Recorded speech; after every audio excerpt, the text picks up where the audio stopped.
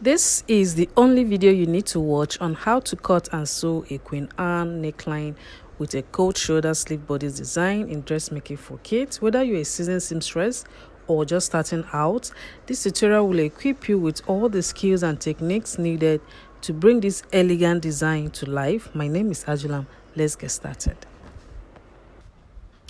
The first thing I did was to mark out my basic bodice pattern, and then I went ahead to reduce the neck width and the neck depth. So this is going to be a built-up neckline, so you need to reduce the neck width and neck depth. So I am working with 1.75 for both the neck width and the neck depth. So I'll just go ahead and mark that out. After marking it out, I will just connect the shoulder slope. As you can see, that is what I'm doing just right now. Connect the shoulder slope on both sides and then connect the neck line. This pattern is for a 3-year-old, so I am working with 1.75 for both the neck width and neck depth. Now, if you want to make this for older kids, you need to work with your own measurement. You can make yours 2.25 or half. It all depends on how you want the built-up neckline to be.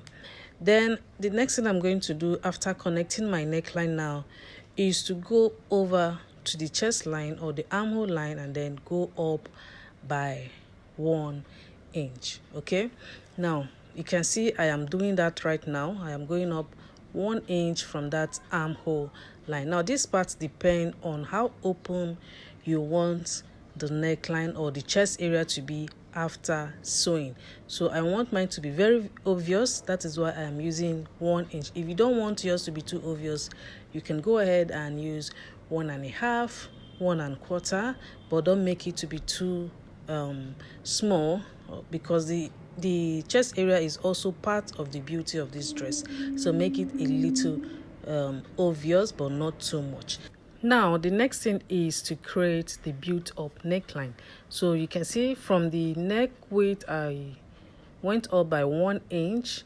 I'm trying to create the built-up neckline, so just mark 1 inch on both sides and then connect it to meet up to the shoulder slope there. But before that, there's a design I want the front side of my neckline to have. You can see I'm just marking 0.75 following the first 1 inch point. Just mark 0.75 because I want a little design on that neckline, especially on the front side. So connect your the first 1 inch that you mark, connect it to meet up to the shoulder point before extending the new point that I just marked now. Okay, so just keep on watching and then work with your own measurement, but follow the process. At this point, I'm trying to connect the other end of the built-up neckline, and then I'll go ahead to extend the new point that I just marked. That is the 0.75 that I just marked. Extend it straight, as you can see. Then I'll be curving it a little bit because I don't want it to be too straight as it is, so I'll just curve it a little bit. All right, just keep on watching, you understand better. Okay, now from that point you can see I just came down by 1/2 inch, then connect it now a little so that it will be slanted. Like I said, I don't want the new design on the neckline to be straight, I just want it slanted. That is why I just came down by 1/2 inch from that point and then connect it slanted. This is just how I want the front area to be. That is on that built-up neckline. So I repeated the same on the other side. Now the first line is no longer needed, that is the straight line is out of the way. I will not be using that again. You can see I'm just trying to remove it. It's no longer needed.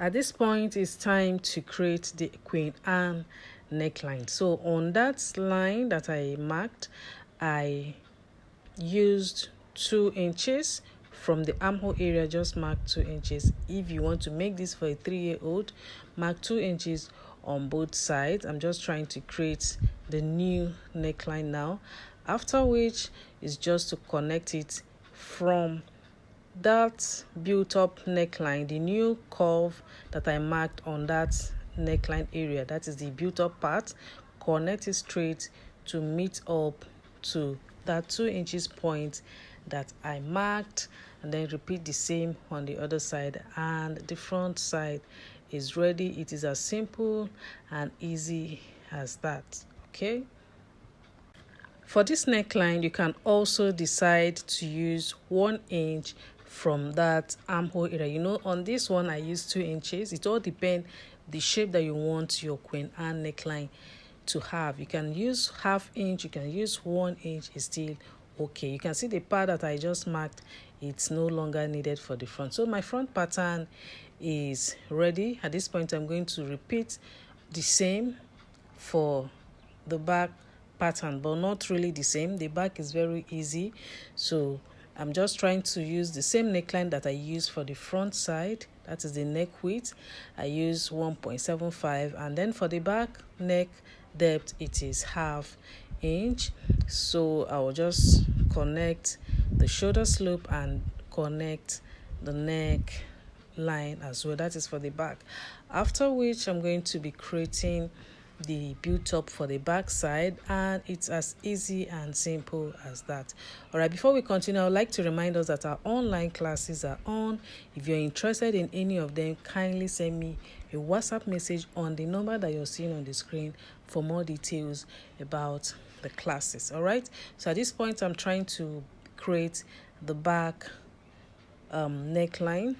I am using 1 inch. It's the same thing I used for the front side. I used 1 inch, and then from the new neckline I also marked 1 inch. So I'll just connect it following the shape, and it's done. Okay, so just continue watching, and then I'll also explain step by step on how to achieve the sewing part.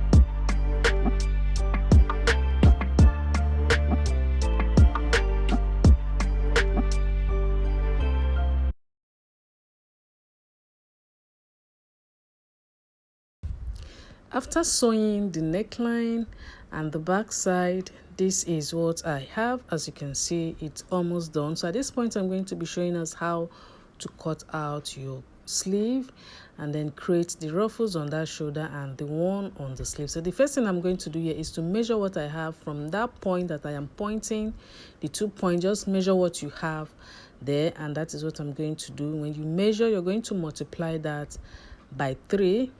This way you have enough fabric to gather before attaching it on that point. So whatever you have there, you need to note it down and then make sure to multiply that by 3. So whatever you have is going to be the height of the gather that is going to sit on that shoulder, and then you decide the width. To create your coat shoulder sleeve, measure what you have left from your armhole measurement. You can see mine there. I'm trying to measure it, and then you minus the sewing allowance. So mine, you can see, is 1.5. After minusing the sewing allowance, you're going to mark that 1.5 on your sleeve pattern. So when you go to that end point, mark out 1.5 as I am doing. You can just work with your own measurement.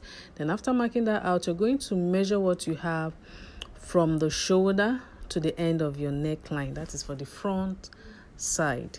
Okay, you can see that is what I'm trying to do here. I am measuring mine just from the front shoulder to the neckline.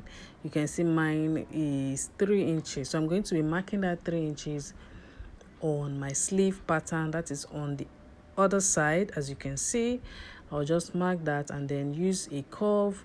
You can decide to use a straight line and then connect the 2 points. This way you can easily create your cold shoulder sleeve. Now, if you don't know how to draft a sleeve pattern, I have a detailed video on that, and I'm going to drop the link in the description for you to check that out. So the upper side is off, the other side is what I'll be using to create the cold shoulder sleeve. And then I'm going to be marking out the point that I'll be using as the band. As you can see, I am using 2 inches for the band. I will just connect and mark it out. After marking it out, the rest I'm going to be using the slash and spread method to cut them out and then create my gathers using what I have left of my sleeve pattern. All right, so work with your own measurement but follow the process. At this point, I'll just cut out the band. This is going to be for the band on the sleeve, and then I'll cut out the cold shoulder effect. After cutting the cold shoulder effect, you're going to be measuring what you have there. So I'll just open up my own pattern and then measure what I have on that curved part of my sleeve, which is the part that is the cold shoulder effect. Measure that, and then you can see I am trying to use the slash and spread method to get the gathers that is going to be on the sleeve area. So you can decide how you want to do yours. You can just go ahead and decide what to do for yours. Okay, like I was saying, on this curved area, just measure what you have there and multiply it by 3. That is what you'll be cutting out on your fabric. When you multiply by 3, you will have enough fabric to create the gathers before joining on the sleeve. So on that point that I am showing you now, just measure it and multiply by 3, and then that's it. So I'm doing that right now, and then I'll just cut it all out on my fabric and then take us to the sewing machine as well and show us how to do the finishing part.